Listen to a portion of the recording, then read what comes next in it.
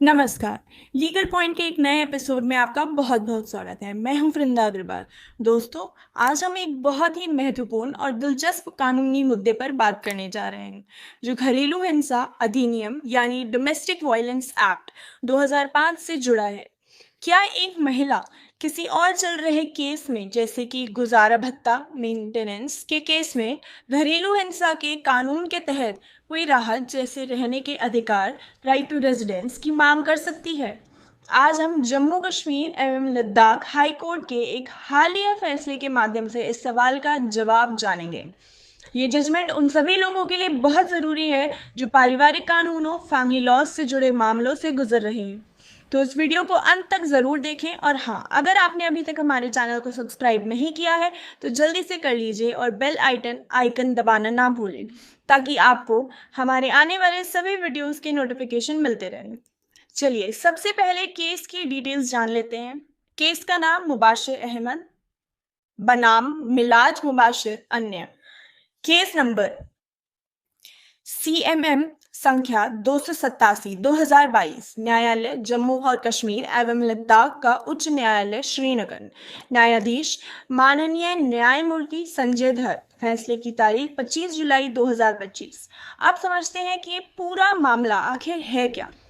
इस केस में याचिकाकर्ता यानी पति मुबाशिर अहमद बानी हैं और प्रतिवादी यानी रिस्पोंडेंट्स उनकी पत्नी और नाबालिग बेटी है। कहानी शुरू होती है जब पत्नी और बेटी ने पति के खिलाफ जम्मू और कश्मीर CRPC की धारा 488 के तहत गुजारे भत्ते के लिए एक केस दायर किया। ट्रायल मजिस्ट्रेट ने 2 जून 2018 को एक आदेश पारित किया, जिसमें पति को अपनी बेटी को 3,000 रुपये और पत्नी को 5,000 रुपये प्रति माह गुजारा भत्ता देने का निर्देश दिया गया। जब पति ने यह रकम नहीं दी, तो पत्नी और बेटी ने उसी अदालत में इस आदेश को लागू करवाने के लिए एक एग्जीक्यूशन याचिका दायर की। इस एग्जीक्यूशन कार्यवाही के दौरान उन्होंने एक और अर्जी दी। ये अर्जी डोमेस्टिक वायलेंस एक्ट 2005 की धारा 26 के तहत, जिसमें उन्होंने DV एक्ट की धारा 19 के तहत रहने का अधिकार, राइट टू रेजिडेंस की मांग की। ट्रायल मजिस्ट्रेट ने 2 फरवरी 2021 को उनकी इस अर्जी को यह कहते हुए खारिज कर दिया कि DV एक्ट के तहत कोई भी राहत तभी मांगी जा सकती है जब DV एक्ट की धारा 12 के तहत कोई मुख्य याचिका पहले से ही अदालत में पेंडिंग हो। अब यहाँ एक ट्विस्ट आता है। पत्नी और बेटी ने ट्रायल मजिस्ट्रेट के इस आदेश के खिलाफ प्रिंसिपल सेशंस जज अनंतनाग के पास DV एक्ट की धारा 29 के तहत एक अपील दायर की। सेशंस जज ने उनकी अपील स्वीकार कर ली और 10 अक्टूबर 2022 को ट्रायल मजिस्ट्रेट के आदेश को रद्द कर दिया। सेशंस जज ने कहा कि DV एक्ट की धारा 26 एक पीड़ित व्यक्ति को किसी भी अन्य चल रहे कानूनी मामले में भी राहत मांगने का अधिकार देती है। अब पति ने सेशंस जज के इसी फैसले को हाई कोर्ट में चुनौती दी। दोस्तों, मामला काफी पेचीदा लग रहा है ना? अगर आपको यहाँ तक यह केस समझ आ गया है तो प्लीज इस वीडियो को लाइक करें और कमेंट्स में हमें बताएं कि आपके विचार में कानून क्या कहता है। आपकी सहभागिता हमारे लिए बहुत महत्वपूर्ण है। हाई कोर्ट के सामने 2 मुख्य कानूनी सवाल थे जिन पर फैसला होना था। पहला और सबसे महत्वपूर्ण सवाल यह था कि क्या एक पीड़ित महिला DV एक्ट की धारा 26 का सहारा लेकर किसी दूसरे चल रहे कानूनी मामले में, जैसे कि इस केस में CRPC की धारा 488 के तहत गुजारा भत्ते की एग्जीक्यूशन कार्यवाही, DV एक्ट के तहत कोई राहत जैसे धारा 19 के तहत रहने का अधिकार मांग सकती है? पति का तर्क था कि ऐसा नहीं किया जा सकता। इसके लिए DV एक्ट के तहत एक अलग और एक नया केस धारा 12 के तहत ही फाइनल करना होता। दूसरा सवाल यह था कि क्या ट्रायल मजिस्ट्रेट के द्वारा किया गया आदेश, जो कि CRPC की कार्यवाही में दिया गया था, उसके खिलाफ DV एक्ट की धारा 29 के तहत अपील की जा सकती है। पति का कहना था कि सेशंस जज को अपील सुनने का अधिकार ही नहीं था, क्योंकि उस आदेश के खिलाफ सही कानूनी रास्ता क्रिमिनल प्रोसीजर कोड के तहत रिवीजन याचिका का था, न कि DV एक्ट के तहत अपील का। अब आते हैं फैसले के उस हिस्से पर जिसका हम सबको इंतजार है। माननीय न्यायमूर्ति संजय धर ने इन कानूनी सवालों का क्या जवाब दिया? पहले सवाल पर हाईकोर्ट ने सुप्रीम कोर्ट के कई फैसलों का हवाला देते हुए स्पष्ट किया कि हाँ, एक महिला ऐसा बिल्कुल कर सकती है। कोर्ट ने कहा कि डोमेस्टिक वायलेंस एक्ट की धारा 26 एक विशेष प्रावधान है।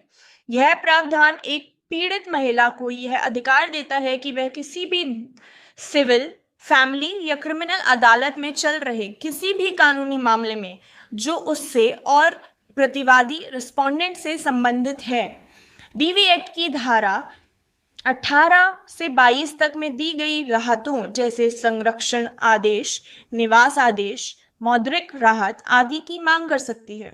हाई कोर्ट ने यह भी कहा कि कानूनी कार्यवाही शब्द की व्याख्या उदारता पूर्वक की जानी चाहिए ताकि एक्ट के उद्देश्य को पूरा किया जा सके। इसलिए गुजारा भत्ता के लिए आदेश को लागू कराने की कार्यवाही भी धारा 26 के तहत एक कानूनी कार्यवाही मानी जाएगी। इसलिए ट्रायल मजिस्ट्रेट का पत्नी और बेटी की अर्जी को खारिज करना एक गंभीर कानूनी गलती थी, क्योंकि मजिस्ट्रेट ने अपने अधिकार क्षेत्र का उपयोग करने से इनकार कर दिया था। दूसरे सवाल पर हाई कोर्ट ने पति के तर्क को सही माना। कोर्ट ने कहा कि जब डीवी एक्ट की राहत किसी अन्य कानून जैसे सीआरपीसी के तहत चल रही है, कार्यवाही में मांगी जाती है, तो उस पर दिया गया कोई भी आदेश उसी मूल कार्यवाही का हिस्सा माना जाएगा। इसलिए उस आदेश को चुनौती देने की प्रक्रिया भी उसी मूल कानून यानी सीआरपीसी के तहत ही होगी। इसका मतलब है कि पत्नी और बेटी को ट्रायल मजिस्ट्रेट के आदेश के खिलाफ डीवी एक्ट की धारा 29 के तहत अपील नहीं बल्कि सीआरपीसी की धारा 435 के तहत रिवीजन याचिका दायर करनी चाहिए थी। तो सेशंस जज ने अपील सुनकर क्षेत्राधिकार की गलती की। अब आप सोच रहे होंगे कि अगर सेशंस जज ने गलत तरीके से अपील सुनी तो क्या हाई कोर्ट ने उनका फैसला रद्द कर दिया? यहीं पर न्याय का एक बड़ा सिद्धांत सामने आता है। हाई कोर्ट ने देखा कि भले ही सेशंस जज ने गलत शक्ति अपील की का इस्तेमाल किया, लेकिन उनका अंतिम निष्कर्ष सही था। उन्होंने ट्रायल मजिस्ट्रेट के गलत आदेश को रद्द करके न्याय किया था। हाई कोर्ट ने कहा कि अब मामले को वापस सेशंस जज के पास सिर्फ इसलिए भेजना कि वो इसे रिवीजन की तरह सुने, केवल एक औपचारिकता होगी और इससे न्याय में देरी होगी।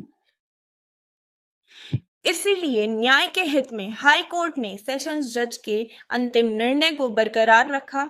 हाई कोर्ट ने स्वयं ट्रायल मजिस्ट्रेट के 2 फरवरी 2021 के आदेश को रद्द कर दिया और मजिस्ट्रेट को निर्देश दिया कि वे पत्नी और बेटी की निवास के अधिकार वाली अर्जी पर कानून के अनुसार फैसला करें।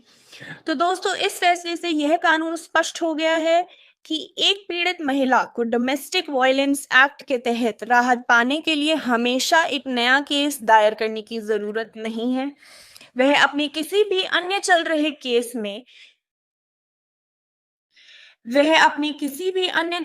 केस में भी इन अधिकारों की मांग कर सकती है। यह फैसला महिलाओं को सशक्त बनाने और उन्हें त्वरित न्याय दिलाने की दिशा में एक बहुत बड़ा कदम है। उम्मीद है कि आपको आज का यह एपिसोड जानकारीपूर्ण लगा होगा। इस जजमेंट के बारे में आपकी क्या राय है, हमें कमेंट सेक्शन में ज़रूर बताएं। इस वीडियो को ज़्यादा से ज़्यादा शेयर करें ताकि यह महत्वपूर्ण जानकारी और लोगों तक भी पहुंच सके। और जाते जाते एक बार फिर याद दिला दूं, हमारे चैनल लीगल पॉइंट को सब्सक्राइब करना और बेल आइकन को दबाना बिल्कुल ना भूलें। अगले एपिसोड में एक और नए कानूनी मुद्दे के साथ आपसे फिर मुलाकात।